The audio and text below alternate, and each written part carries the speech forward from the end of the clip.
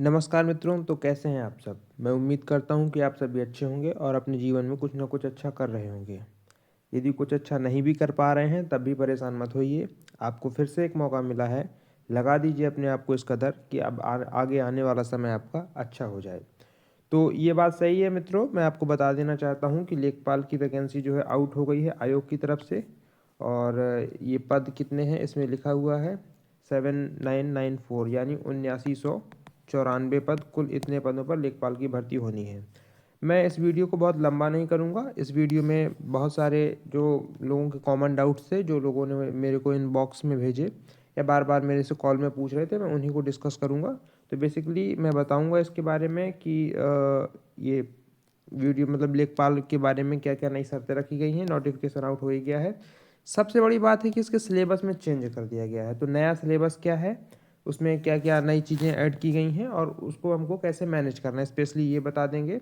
और बहुत सारे बच्चों का एक कॉमन डाउट है कि पैट में सेफ स्कोर क्या है इस वैकेंसी के लिए, क्या हमारा स्कोर एनफ है क्या नहीं है। तो इसको मैं बहुत ही एक ऑब्जेक्टिव ढंग से वीडियो को बड़ा ना करते हुए आपको बता दूंगा, जिससे आप अपने नंबरों के आधार पर ये आकलन लगा पाएंगे कि आप इसमें एग्ज़ाम दे पाएंगे या नहीं दे पाएंगे। ठीक है, तो चलिए मैं शुरू करता हूँ इस वीडियो को और आपको बताता हूँ ये सारी बातें। तो गाइस, मैं आपको एक बात बता दूं कि कुछ दिन पहले एक आरटीआई डाली गई थी और आरटीआई के माध्यम से ये जानने का प्रयास किया गया था कि वर्तमान में लगभग अभी कितनी वैकेंसीज हैं लेखपाल के लिए।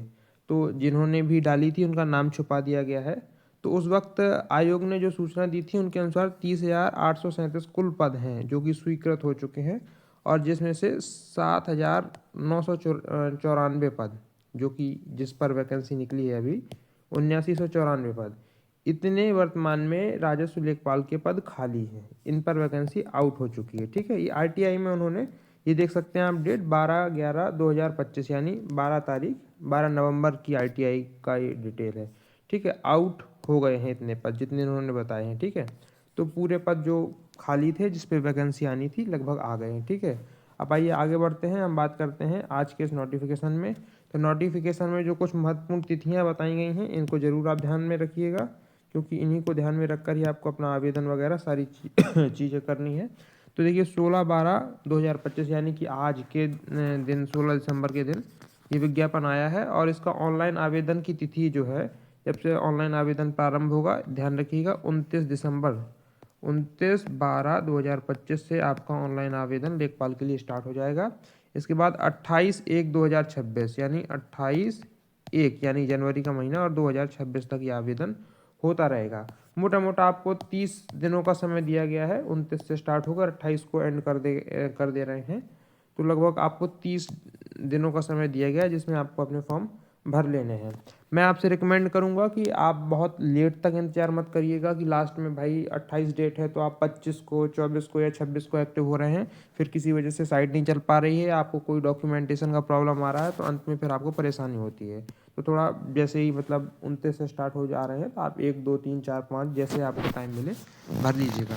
इसमें नोटिफिकेशन में इन्होंने साफ साफ कहा है, इस चीज़ का ध्यान दीजिएगा कि जो है ये वैकेंसी पैट के आधार पे है। मतलब पैट के आधार पे कहने का मतलब ये है कि जो जिन बच्चों ने अभी भी पैट की परीक्षा दी थी उसमें जो उन्होंने मार्क्स प्राप्त किए हैं उसके आधार पर उस बच्चों को शॉर्ट लिस्ट किया जाएगा कि आगे लेखपाल का फॉर्म कब भरेंगे। अभी जो है उन्होंने इसके लिए कोई कैप नहीं दिया है कि कितने नंबर के आगे वाले या कितने परसेंटाइल के आगे वाले बच्चों को हम इस भर्ती में शॉर्ट लिस्ट करेंगे या नहीं करेंगे। अभी ऐसा कोई नहीं आया है, आएगा, जल्दी ही आएगा। जब आएगा मैं उसके लिए भी सूचित करूंगा। ठीक है, इसके बाद नेक्स्ट चीज़ क्या है जो कि आपको जान लेना चाहिए, अहर्ता मतलब एलिजिबिलिटी क्या है। इसको लेकर भी बच्चों को बड़ा कन्फ्यूजन था। काफ़ी बच्चे मुझसे पूछ रहे थे कि क्या ट्रिपल सी इसके लिए अनिवार्य है। तो मैं आपको बिल्कुल साफ साफ शब्दों में बता दूं कि ट्रिपल सी की इस वैकेंसी के लिए कोई आवश्यकता नहीं है। आयोग ने ऐसा ट्रिपल सी का कोई डिमांड नहीं किया है। ये अहर्ता वाले सेक्शन में आप पढ़ भी सकते हैं। इसमें लिखा है साफ साफ कि आदमी आपने माध्यमिक शिक्षा परिषद उत्तर प्रदेश की इंटरमीडिएट परीक्षा या सरकार के द्वारा इसके समकक्ष मान्यता प्राप्त कोई भी अन्य परीक्षा आपने यदि उत्तीर्ण की है, यानी आपने 12th किया है, तो आप इसके लिए एलिजिबल हैं। इसके अलावा आपको कोई ऐसा एक्स्ट्रा नहीं चाहिए। ये अधिमानी अहर्ता मतलब जो है कि आपके पास यदि है तो अच्छी बात है, नहीं भी है तो ये कोई बहुत कंपलसरी नहीं है। ठीक है, इसके बाद देख लेते हैं हम आयु, तो सबको पता ही होगी 18 से 40 वर्ष है, ईयर टू 40 ईयर्स, ठीक है। इसके बाद आगे जो देख लेते हैं महत्वपूर्ण चीज़ क्या है, मैं आपको, हाँ ये आप देख लीजिए शुल्क के बारे में इन्होंने बताया है कि अभी इन्होंने कोई शुल्क नहीं लिया है आपसे, केवल 25 रुपये लगेगा, आपको 25 रुपये लगेगा। ये भी केवल ऑनलाइन शुल्क है, ऑनलाइन जो आप करेंगे ना अपना फॉर्म, तो ये उसका शुल्क है, ठीक है, 25 रुपये। अभी कोई शुल्क शुल्क नहीं लिया है, लेकिन इन्होंने साथ में ये भी लिखा है, पढ़िएगा, मुख्य परीक्षा हेतु शुल्क का भुगतान केवल मुख्य परीक्षा हेतु शॉर्ट लिस्ट किए गए अभ्यर्थियों द्वारा ही अलग से किया जाना है। मतलब जब ये पैट का आपको बता देंगे कि कितने से ऊपर वाले बच्चे, कितने परसेंटाइल से ऊपर वाले बच्चे इस परीक्षा में इंक्लूड होंगे, तो जब ये कैप लग जाएगा, मतलब एक सीमा निर्धारित हो जाएगी, तो उसके अंदर जो बच्चे आएंगे केवल वही भुगतान करेंगे। अभी सिर्फ ऑनलाइन की प्रक्रिया इन्होंने स्टार्ट करी है, तो इसमें केवल 25 रुपये ये लोग ले रहे हैं, बाकी अभी कोई फीस नहीं, आगे जो होगा मैं बताऊंगा आपको। और मैं सबसे पहले समझा देता हूँ, जो बच्चों का एक कॉमन डाउट था कि जो है हमारा इतना इतना नंबर है, तो क्या हम इस परीक्षा में शामिल हो पाएंगे, क्या या हम इस परीक्षा में शामिल नहीं हो पाएंगे। सबका अलग अलग नंबर है, सबके अलग अलग डाउट है। मैं 1 मिनट ये एडजस्ट कर लेता हूँ, फिर बताता हूँ आपको, ठीक है। तो मैं आपको देखिए, मैं यहाँ पे आपको बहुत ही ऑब्जेक्टिव वे में इस चीज़ को समझाने का प्रयास करूँगा, बहुत लंबा नहीं खींचूँगा। कोशिश करिएगा आप इसको समझने की, और उसी आधार पे अपने मार्क्स को डिसाइड कर लीजिएगा। देखिए, यदि किसी को अपनी रैंक निकालनी है कि इस एग्ज़ाम में उसकी रैंक क्या आई है, तो रैंक लगभग में वो ऐसे निकाल सकता है। मैं एक फार्मूला बता दे रहा हूँ आपको, तो उस फार्मूले को यदि आप अप्लाई कर पाओगे तो आप अपनी रैंक निकाल पाओगे। क्या है फार्मूला, कि आपका जो भी परसेंटाइल है उसको 100 से माइनस कर दीजिए, योर परसेंटाइल, कोष्टक बंद करके उसको टोटल कैंडिडेट्स इससे मल्टीप्लाई कर दीजिए और 100 से डिवाइड कर दीजिए। यदि ये कैलकुलेशन आप करते हैं तो इससे आपका लगभग रैंक आ जाएगा कि आप कौन से रैंक पे हैं, ठीक है। तो इससे आपको पता चल जाएगा कि आपकी रैंक क्या है, और रैंक से आप ये डिसाइड कर सकते हैं कि आप इसमें अंदर रहेंगे या बाहर होंगे, एक बात। दूसरी बात यदि मैं करूं इसके बारे में, तो जो मेरे पास कुछ डेटा है, मैं इसको बहुत बारीक नहीं करूंगा ताकि ज़्यादा समय लगे, मैं इसको जो है कम समय में ही कोशिश करूंगा कि आपको समझा दूं। तो ऐसे बच्चे जिनका 90+ स्कोर है, जो मेरी जानकारी है, तो 90+ स्कोर वाले लगभग कितने बच्चे हैं, 50 से 55 बच्चे हैं। जाहिर सी बात है इनकी परसेंटाइल 99.9% होगा, ये जाहिर सी बात है, ठीक है। तो 50 से 55 ऐसे बच्चे हैं जिनका स्कोर 90+ है और उनका परसेंटाइल जो है 99.9+ है, ठीक है। इसके बाद यदि मैं बात करता हूँ कि ऐसे बच्चे जिनका स्कोर 85+ है, ऐसे बच्चे लगभग 1000 हैं, ठीक है।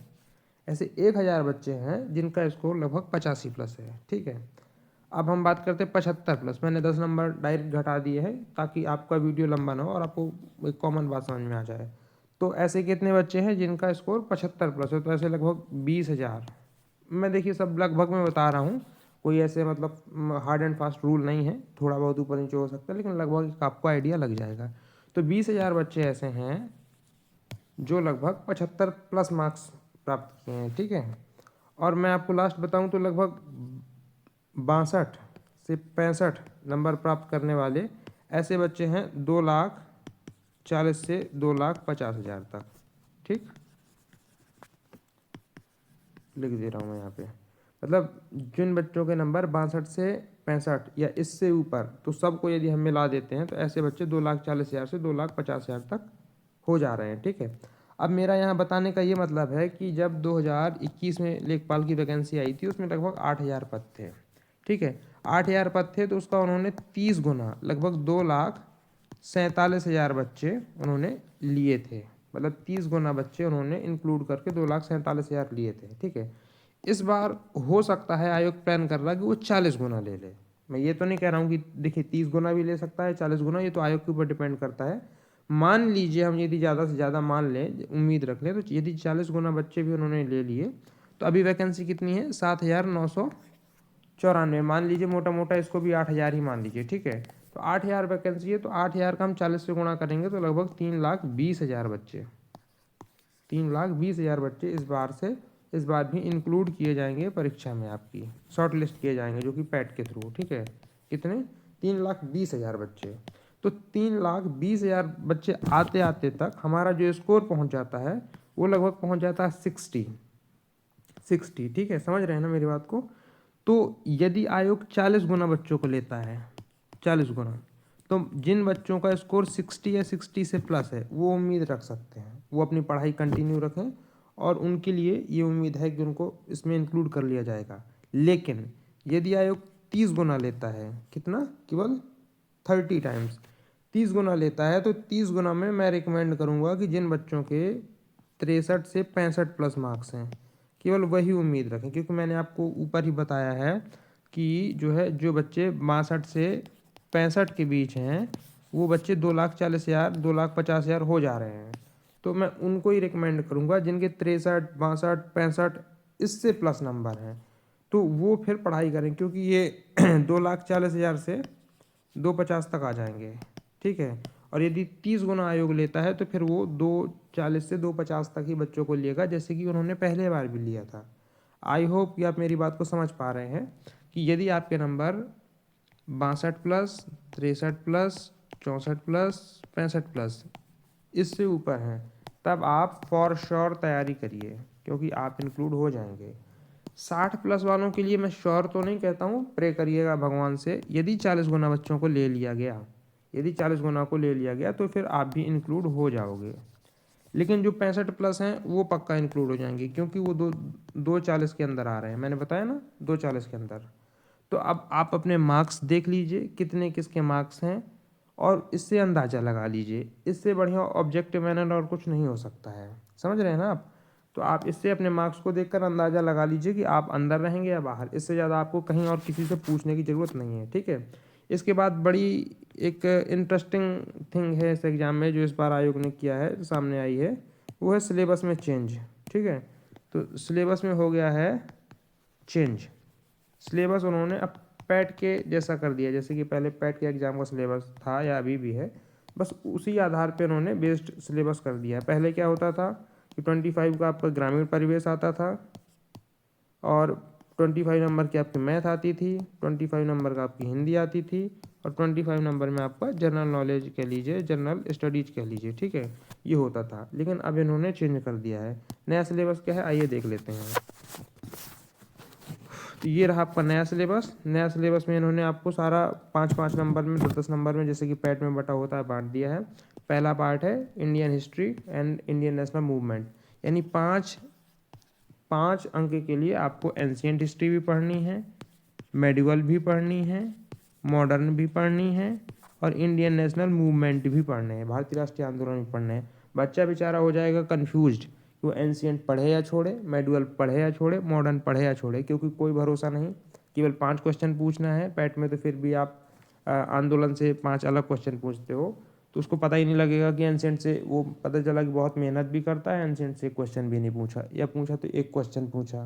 तो ये थोड़ा सा टफ हो जाएगा, लेकिन आपको कवर सब करना पड़ेगा। समझ रहे हैं मेरी बात को।